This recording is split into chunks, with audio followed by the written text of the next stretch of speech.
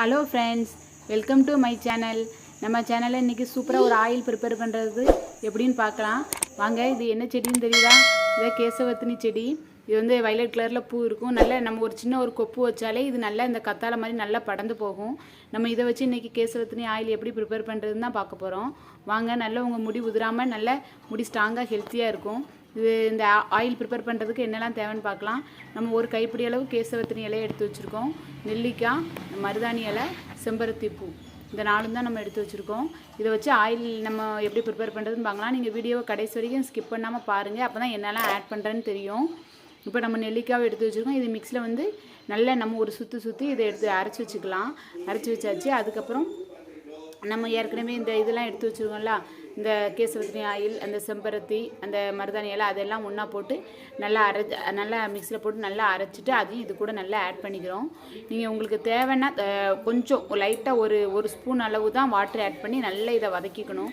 இன்னும் நம்ம நெல்லிக்காய் வந்து தண்ணி விடாமல் அப்படியே திரிச்சு வச்சுருக்கோம்ல, நல்லா கொஞ்சம் சட்டியில் போட்டு இப்படி நல்லா வரட்டணும். தண்ணி விடுறதுனால ஆயில் வந்து அப்படியே ஸ்மெல் வரும் அப்படின்லாம் இல்லை, நல்லா விட்டு போகாமல் ரொம்ப நாளைக்கு இருக்கும். அதனால் நீங்கள் வேணால் உங்கள் ஆப்ஷன் தான், நீங்கள் தண்ணி விடனா விடுங்க, இல்லைன்னா வேண்டாம். ஏன்னா நம்ம தண்ணி விட்டால் தான் இது கொஞ்சம் பிடிச்சிடும். அதான் லைட்டாக அதை வாட்டர் ஆட் பண்ணியிருக்கேன். நீங்கள் அப்படியே நல்லா வதக்கிக்கோங்க. நல்லா வதக்கினதுக்கப்புறம் இப்படி ஏன்னா சிம்மில் வச்சே செய்யுங்க, அப்போ தான் நல்லாயிருக்கும்.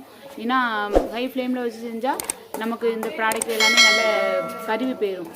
அதனால நீங்கள் கொஞ்சம் சிம்மில் வச்சு இப்படி செஞ்சு நல்லா கொஞ்சம் வதக்கிக்கோங்க. நல்லா சூப்பராக வதங்கிட்டு பார்த்தீங்களா, உங்களுக்கே தெரியும். இந்த ஸ்டேஜில் நல்லா அப்படி நல்லா மணக்கும், நல்ல சூப்பர் மணம் வரும்.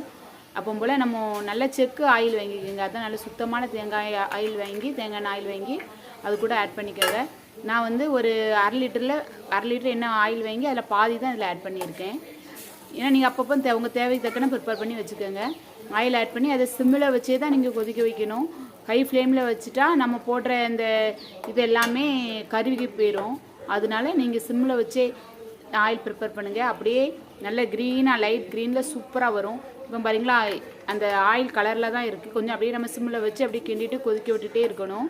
அப்போ போல் ஒரு ஸ்டேஜில் வந்து அந்த க்ரீனிஸ் அழகாக தெரியும் உங்களுக்கு. இப்போ வல்லாரப்பொடி ஒரு ஸ்பூன் ஆட் பண்ணுறேன்.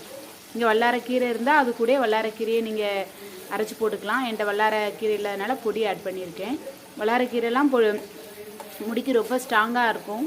அதனால் நீங்கள் அதை ஆட் பண்ணுங்கள். லாஸ்ட்டில் தான், ஏன்னா லாஸ்ட்டில் ஆட் பண்ணுங்கள். பொடி இருந்ததுனால லாஸ்ட்டில் போட்டிருக்கேன். ஃபஸ்ட்டே போட்டு அது கறிக்கணும்னு. நல்ல ஆயில் பார்த்திங்களா, அப்படியே க்ரீனிஸாக சூப்பராக வருது.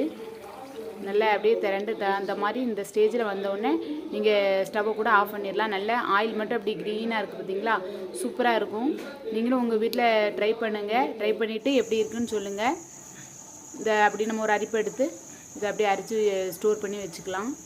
அப்படி க்ரீன்ஸாக ஊற்றிலே தெரியுதா அந்த ஆயில் எப்படி க்ரீனாக இருக்குன்னு.